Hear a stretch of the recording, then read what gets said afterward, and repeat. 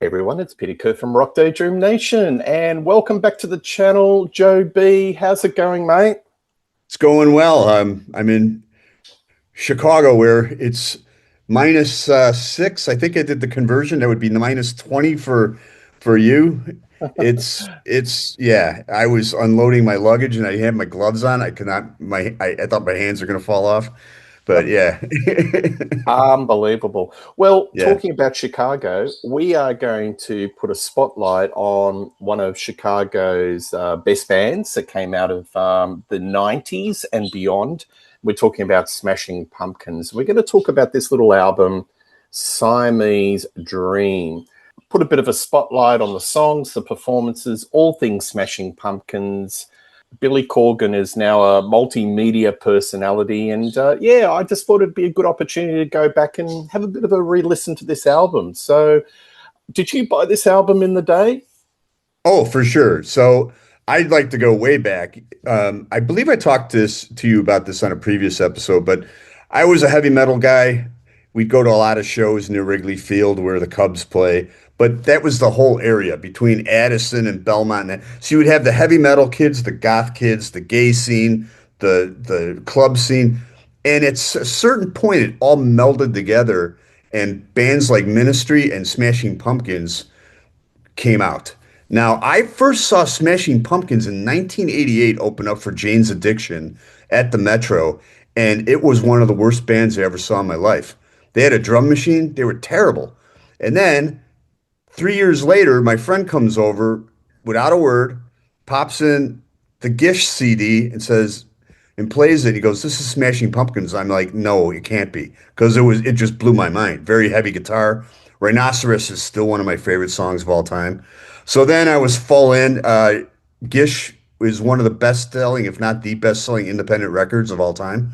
And then Dream, Billy became very competitive with Kurt Cobain for the fact he knew them. He also had a crush on Courtney Love. And Butch Vig produced Gish, also produced Nevermind. Billy accused Butch Vig of stealing his guitar sound. So going into this album, he had the weight of the world on his shoulders to compete and outdo Nirvana. So he took Butch Vig. He literally said to Butch Vig, "You stole my guitar sound, you mother effer," when he heard Nevermind. So, yeah, let's get into it. I bought it the day it was released. I'd seen him numerous times live, and he is Billy in Smashing Pumpkins, arguably the best-selling band. I mean, you have Styx, but man, this album went 4 times platinum. The next album went even more. Then he had a breakdown in his career, but they seem to be back, as you said. Yeah, Billy's back. Sure, yeah, absolutely. And arguably, this may be their best record. We'll talk about it. We'll go through it.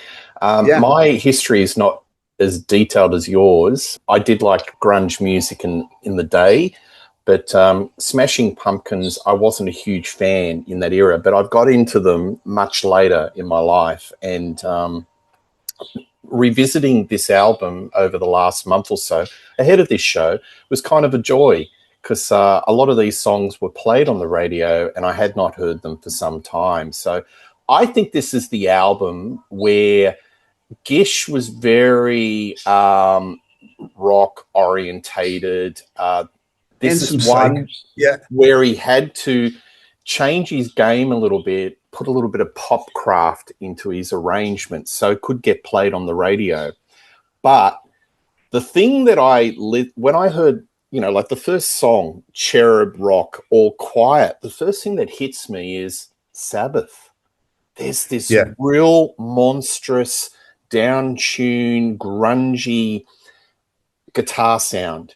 And it's such a joy to behold. So, why don't we talk about Cherub Rock and then we can get deeper into what I was talking about? Because I think there's a lot of For Sabbath sure. fingerprints in Well, this well, album. as you know, we were previous to this, we were talking about his new podcast. He has been influenced by. He's a huge heavy metal fan, and he's a huge alternative. He was he was in the Joy Division in that, so he melded those two worlds to come out with this. So I don't even like calling it grunge. I think it's Smashing Pumpkins is its own animal, but I understand where he comes from with his influences now that I know more about it. going into this album, a lot of pressure on him, and the band was already starting to fall apart. His manager came up to him and said, "Hey, you want to split the writing credits 4 ways, keep the band together, or do you want to get all the money?" He said, "I'm the writer." He played almost all the instruments on this except for drums. Jimmy Chamberlin is a fantastic drummer, but at this time he had a huge drug problem. So they recorded it outside of Atlanta, and they didn't realize Atlanta was also a big city, so he disappeared and had problems with that. But he got the album done. It was basically him, Butch Vig, and Jimmy Chamberlin. James and Darcy weren't talking to each other and weren't participating very much. But let's get into it. Yeah, yeah. I've got to say that the drumming of Jimmy Chamberlain is absolutely sublime. He's a beast. He's one Yeah. of the best drummers in that era, and I don't think he Yeah. gets championed enough. But No. his drumming, the fills and the sound, it's got this really tight snare sound all the way through, and it's usually when I hear a tight snare sound, it can be Metallica bad. On this album, it's perfect. The drum and the bottom end, the mixing is just wonderful. So Cherub Rock, to me, it starts off with that strumming of the strings, and then it goes into this deep, gnarly wall of sound. But it's like if Tony Iommi was playing, but in a major key. So it's not doomy. And Billy's vocals, let's face it, he's the divisive part, whether you like this band or not. I don't mind it. He's emotive, and in this song, it can either go from a growl, he can go into something that's a different emotional space. But look, oh man, Chamberlain's drumming on this track just pushes things along. What do you think of this song, Cherub Rock? Oh, it's fantastic. And just recently, about a year or two ago, he did an interview with Rick Beato, which now I understand. He said the beginning of Cherub Rock, he just ripped off from Rush, Bytor and the Snow Dog, the and then he wrote a song off of that. But I mean, right off the bat, it hits you right in the head. It's great. And his guitar solo is awesome. It's in line with what he did on Rhinoceros, which again is one of my favorite songs of all time, not just the Smashing Pumpkins. But it's a blistering guitar solo. It's a great opener, and he borrowed a little bit from a Rush song to in the beginning. Why not? Why Yeah, not? Why not? yeah, Yeah. I love Quiet, the second one. To me, this reminds me of Sabbath Masters of Reality, but sped up. I love that fuzzy stoner rock sound. And it's such a hooky, rolling riff. And Billy's just snarling out his vocal lines. And the guitar solo, it's really spidery. It just punches out of the speakers. And then you've got that beautiful, tight snare drum sound. What do you think of yeah. this song? Oh, it's great. And the beginning with it. I actually did a radio show covering boxing back in the day, right around this time, and I used that as my intro. Drove my wife crazy because she's not a fan. But yeah, the intro is great, and you described it. Very doomy, um, very raw. It's a perfect follow-up to Cherub Rock. So right off the bat, two just great hard rock songs. Yeah, yeah, Yeah. absolutely. I mean, these bands were keeping the Sabbath flame alive, but isn't it Yes. funny? They were keeping the pure Sabbath sound alive, but Sabbath themselves were on Skid Row. Love the Tony Martin era, but they were Right. playing clubs. And if it wasn't Yeah. for Ozzy rejoining the band, they may have been a footnote. So it's interesting that the children of Sabbath were keeping the spirit alive, but the real deal were floundering. But that's Yeah. probably a conversation for another day. Um, Today is the greatest day I have ever known. This is one of the radio songs that was just played in the day. What do you think about this song today? Well, it's the if you know the history, the lyrics are actually very dark. He's being very sarcastic. He's talking about his own mental health. But he intentionally wanted to write a pop song, a pop rock song that would get airplay, and he succeeded. I remember one of the this one guy I knew that I used to play guitar with, and he said it reminded him of a modern day Crimson and Clover. It had that hook. I understood that, but I mean, it's a great. It got a lot of airplay. It accomplished it. I think it's a great song, and Billy set out to do that, and him and Butch Vig got it done. Yeah, he's got this ability with his vocals that he can switch gears. He can sing really calm and sound really fragile, and then he switches into something that's kind of menacing and snarly. So this is a song that has bite in it, but at the same time, it's calm. It's kind of schizophrenic, and probably you can relate it to the mental torment that he was going through. So it probably his vocal delivery really suits the lyrics and the material and what he was trying to convey in this song. But this one got played in radio a I'm lot. glad you brought up his vocals because I'm sure we'll touch upon it possibly afterward, towards the end of this. But a lot of people have a problem with his vocals, so that's for further discussion. Um, but But I mean, it's unique. one of their albums went diamond certification, so Yeah, I know. there are fans that love it. Yeah. I think another band that influenced this band is the Pixies. Now, the Pixies Yes. were the champions of soft and loud dynamics. Now, we know Nirvana loved the Pixies, and a lot of their songs borrowed that. Hummer is another one where it's got light and shade, soft and loud. And to me, I was listening to this and I was thinking, Pixies.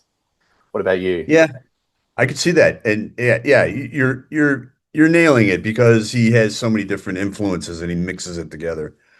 But definitely. Yeah. Now, Rocket, it starts off, it's got this funny sound. It's like a reverse tape sound.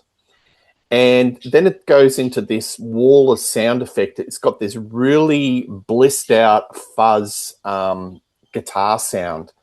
And I love the end when the guitar just ramps up the scale. It just goes, really ramps up the dynamics. What do you think of this song, Rocket? I it I don't like it as much as I used to, but I appreciate it a lot. And I'm glad you brought up the guitars because another thing about this album that sets it aside from alternative and grunge and puts it in his own classification, in my opinion, is they layered guitars on top of guitars recording. I mean, there's sometimes some of these guitars have been layered like 12 times.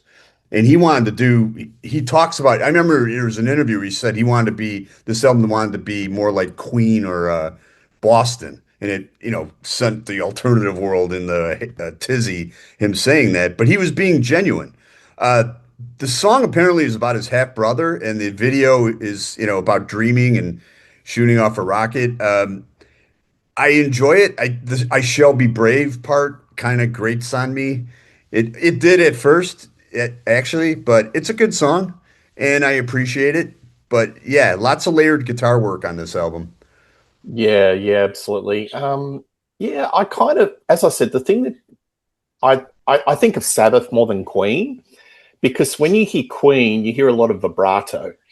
So if you're Right. doing layering like a la Brian May, you've got that real classical vibrato. It's like here, like that. But I hear this real deep bottom end down tuning all the way through.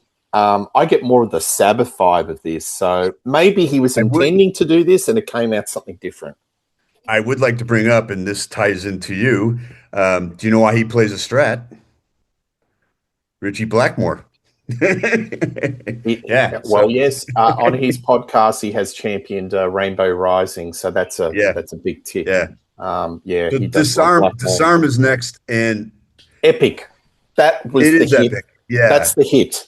That's the hit. That is the it song. is. So if you go to a stranger or you're just talking Smashing Pumpkins, they go, "Oh, what was the big song off that album?" Disarm.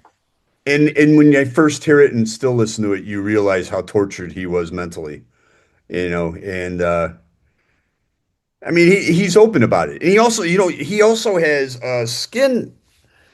He has like his arm is purple here, so he had that to deal with as well. But yeah, you can. I knew when I first came out and I listened to it, I'm like, this is really hitting home. and you can tell he had a tortured soul part of him, and that's exactly what it is, and it's a great song.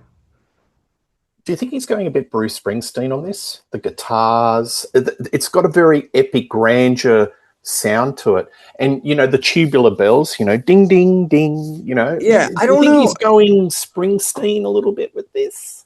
I don't know. I've never heard him mention Springsteen as a influence. What I'm saying, going into Yeah, that I know what you're ballpark. saying. Yeah. Yeah, I know I mean, I'm trying to like t tonight on the next album has a similar gu acoustic guitar, and he said he was Yeah. influenced by Cheap Trick there, but I think this is just its own animal. I don't know, Mm. you know. Great string Yeah. arrangements. If you look in the album credits, Butch Vig does all the string arrangements. It's a sublime Yes. string arrangement. I'd love to hear the string arrangements as an isolated track. It's in an entity of its own. Yeah. Um, I think his voice is just full of emotion. He hasn't got a great voice. Let's be honest. It's quite Right. narrow, but what he does within the narrow parameters is pretty wonderful. Yeah. He gets it out. But yeah, this is the big hit off the song, and I don't think it would have clicked over 4 mil in America if it wasn't for this song. This is the one that really clicked it over, and I think the record Correct. company were happy because when they were looking at Gish, they go, "Yeah, Gish is great, but we don't hear any hits of this album." Correct. But Yeah. if you're a suit and you're listening to this for the first time, you probably go, "That's the song," wouldn't you? Yeah. Yeah. Definitely. Um, Soma, what do you think of this one? I love this song. So the album really took off for me. I mean, it's building up. It's getting better and better. But Soma and then two songs later, Mayonnaise, are the songs that they're just epic. They start slow. They have different guitar tones. Absolutely love this song. It's one of my top two songs on the album. Uh, I think it's epic, and we'll get to Mayonnaise in a couple songs. Do you think this album gets better as it gets along? Because I reckon it I hits off think with it. like a meteor. It's like I think the first 5 songs are almost perfect. Bang, bang, bang, bang, bang. You reckon it actually gets better? It's like a No, I think it up a tails hill. off after Mayonnaise. All Honestly, right, okay. yeah, after that it was kind of like, okay, he reached this apex. Maybe he should have end the album here because we'll Mm, get to the final four songs. yeah, yeah, But yeah, yeah, yeah. Okay. Um, I'm a big fan of Geek USA. This is a really interesting song. It's like stone. It's got stoner rock again. It's like a yes, stoner rock riff that's sped up. It's got this real energy. But the thing that I love about it in the middle section, it goes all mellow. It's a little psych. It's like a palate cleanser. And the band's like, they're just putting it down a notch. They're chilling out. And then it's back into it. The drumming on this song is the best on the album. I love it. It's kind of syncopated. Now, syncopation is where it's offbeat, and it's Jimmy has apparently a jazz background, and this you can see where it's coming to the fore. He's got these really interesting chops that he's bringing to a rock band, and I love this song. What do you think of this one? oh, I agree. I mean, you describe it perfectly. Yeah. And I think this is, I think it's about drugs because you look at the lyrics. He goes, "Caught with this virus of my mind, I give in to my disease of my needs, to my disease of my needs." I've just been reading and just getting interpretations It of what could this be about actually that means. or mental health. He Mm, was also going through a breakup with his first wife. I don't, there's a yeah, lot of things that are poured into this. The one thing for sure is he worked himself to death on this album, and he had to keep his drummer in line, uh, who had an actual drug problem. I can tell that story too. I was in New York when he was arrested, but yeah. Jimmy. Go on, share it with us. Okay, so I was in New York City on business, and I went to a boxing match. If you look it up, it was Riddick Bowe versus Andrew Galata, a Polish guy who fought here out of Chicago, and they fought at the Garden. There was a riot that night, and then the reason I'm telling the story is because the next night I was scheduled to see Smashing Pumpkins at the Garden. So after this riot, I turned the radio on, and there's police cars, and they cleared everything out. There was a huge fight and they had to clear it out. But then on the news, it pops up that Jimmy Chamberlain and their road keyboardist were arrested. The keyboardist OD'd, and I don't know if Jimmy Chamberlain OD'd as well, but they were both taken to the hospital and arrested, and they canceled the show the next night. So then they had to regroup, and I believe he brought in Kenny Aronoff at that point. At some point, he brought in Kenny Aronoff, the greatest drummer for hire. But yeah, that really put a strain on his relationship with Jimmy Chamberlain. Jimmy Chamberlain, credit to him because he eventually cleaned himself up. I just it's got to be crazy to be that addicted and then eventually you're clean. But that's what happened, and that was on the next album tour. Um, Yeah, and yeah, that's folks when it went even bigger. This album was big. exactly. Yeah, the The Melancholy next Dream one tour. just Yeah, blew big. So, right. Yeah. all right, over to you, mate. Mayonnaise. Tell us about this song and I why think you it's love just it. it's epic, and the thing that really stands there's so many things that stand out about it, but sometimes when I heard Gish, and then when the guitar solo on this at the end, and you interviewed him, you interviewed Mark Farner, and he has this effect that he uses on his guitar. It sounds like Grand Funk on a couple times that Mark Farner would use, and I believe they used some of Grand Funk's. They found some of his stuff in the studio and used it to get that sound. But I this might be my favorite song on the album, honestly.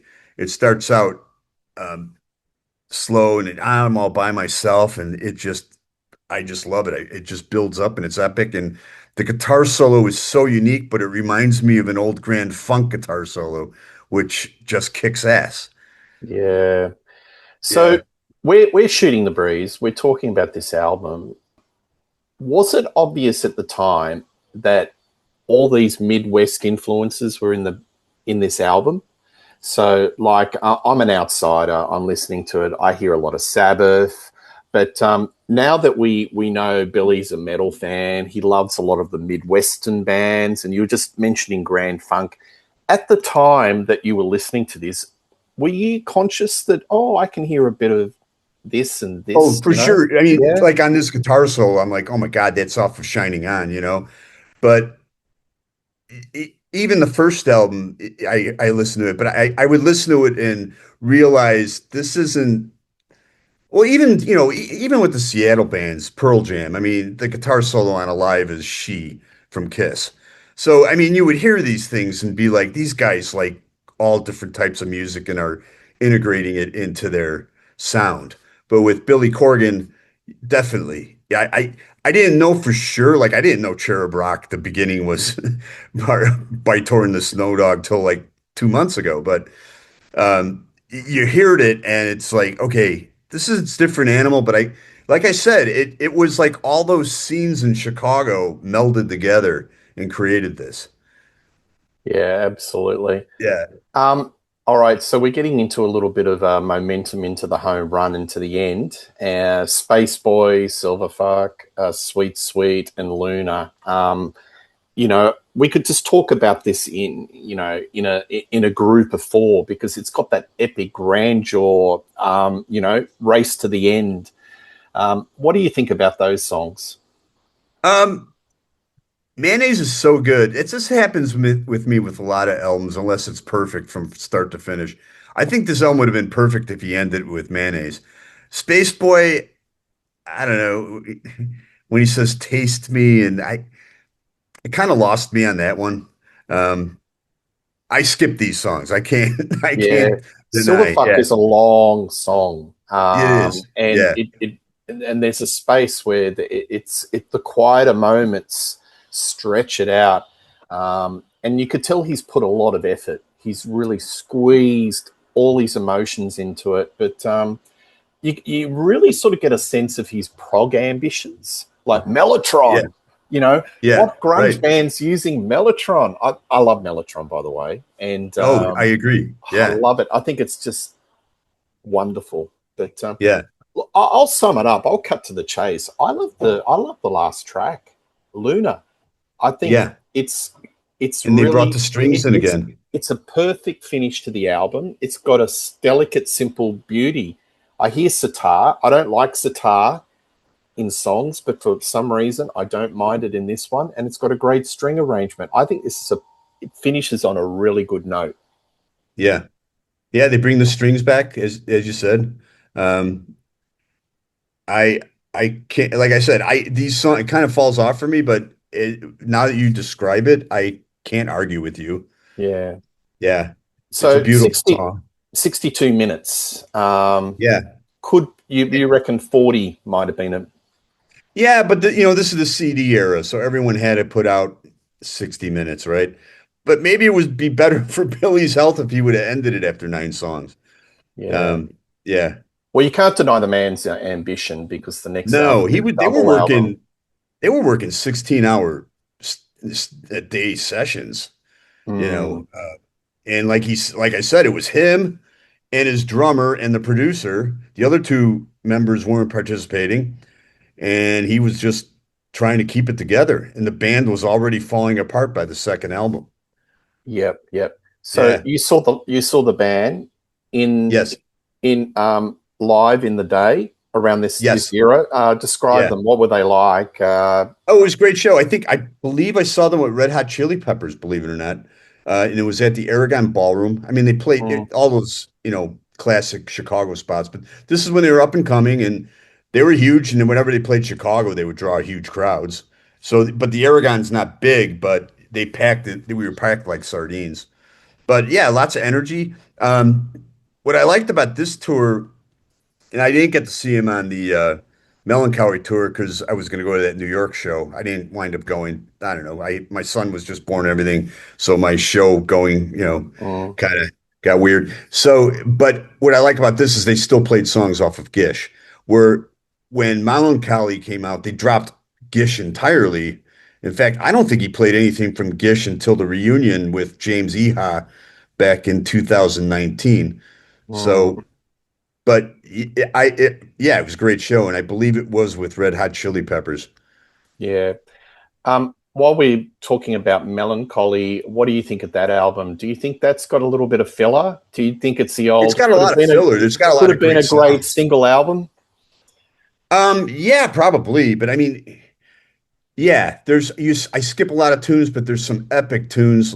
I mean, obviously the big hits, "The World Is a Vampire," Mm, but there's a song on there called "Porcelina of the Oceans," and it's long, but when it gets heavy, it's friggin' heavy. And mm, there's a show like in Europe or South America, those crowds are crazy where they're just jumping yeah, up and down.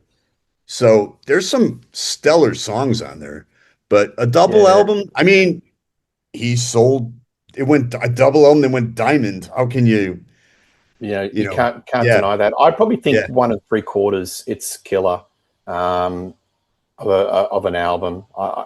I still think Siamese Dream is their best. And was there any drop off points in their discography? Did Adore? Did you like that? That was a very no, dark Adore, album. he even admits, he recently, with Stephen Piercy interview, he admits it was a depressing album. It should have been a solo album. And he was just pissed off about everything. And it's hard to follow up this, upper crest. And he wanted to do something different. I didn't like it. I thought the follow up to that was pretty good.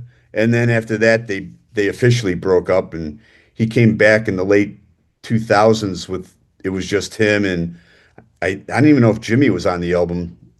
It was a pretty good album actually. Tarantula, I think it was called. But I got to look at their anyway. Sorry, I just played some songs. Or no, it was Zeitgeist. It's actually pretty. No, it was Tarantula and then Zeitgeist. Um, Doomsday Clock is a great song. They still play that live, but yeah, he Adore was kind of it was a career killer, definitely. But he Ab- came back. He never absolutely. quit. I Yeah. never got into his solo stuff with Zwan or any of that. I kind Yeah. of, yeah, Mm, yeah. yeah, I saw that in a lot of bargain bins. That didn't yeah. sell. Yeah, I don't think people took the journey with them. But look, my opinion, I think this Melancholy and this are probably the essential albums for Smashing Pumpkins. I've had a real gas talking to you, firstly, and also listening to this over the last couple of months. And I love it. I think it's great. So do yourself a So, favor. One thing you can, whether you like him or not, you can't deny his ambition. so I have a really good story before we depart.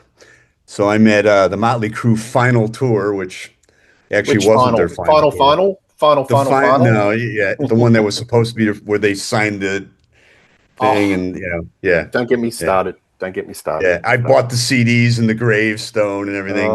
So I'm Uh, at the show, and I'm with my buddy, and I look to my right. I look actually down, and I see this giant tennis shoe, and I look up, and it's this real tall, bald guy with a very attractive Asian woman who wound up to be his wife. He's married to her now. It was Billy Corgan. I was like right next to him, mm, and I just gave him a nod. He was there. Um, he's a metal fan, but also Tommy Lee played on his that album, Monuments to Elegy. So he was there, I'm sure because of that, he had a relationship with Tommy Lee. And my friend tried to strike up a conversation with him, and it didn't go well. He felt he was being bothered. But yeah, so I sat next to Billy Corgan at a Motley Crue show. That was pretty interesting. And then when I saw them on I was in Tampa and I saw him on the reunion. The reunion tour was basically James Iha returning to the band because Darcy didn't come back, and they had a dismal crowd for that one. I don't know. I guess they had a pretty good guarantee, but I was talking to these two young ladies next to me, and I told them my story. I told them my story about sitting in them next to Motley Crue, and they looked at me and they're like, "Ew, Motley Crue," and I'm like, you know what? You don't get it. And this is what I think pisses Billy off about a lot of his fan base is they don't get him. They don't get the fact he's influenced. He likes Motley Crue, but he also likes Joy Division and My Bloody Valentine. You know what I mean? And he likes all different types of rock music, and it's all melded into what he doesn't want to fit into one bubble. He doesn't want to be the world is a vampire dude all the time, although he makes a lot of money off of that and royalties. and But you know yeah, what? And that's like Rock Daydream Nation. We just don't yeah. fit into one No, genre. exactly. Yeah. By the Exactly. way, your hip hop episode today that dropped, fantastic. I am so glad because it falls in my wheelhouse about I love the business dynamics of the industry and these Yeah. guys, especially Billy Squire, made a lot of money off this sampling. So Yeah. yeah, Absolutely. I appreciate yeah. that. Well, as always, Joe, great to have you on the show. Plenty of Joe B episodes to occur in the future. Loved having a chat with you, and we'll talk offline about our next show. We'll plot something. But please tell us what you think of Smashing Pumpkins, Siamese Dreams, anything Smashing Pumpkins. We love reading your comments. Please like and subscribe to Rock Daydream Nation. But one thing's for sure, I'll be back doing another show very shortly. All the best. And thanks, Joe B. See you, mate. Bye. Anytime. Thank you. Bye.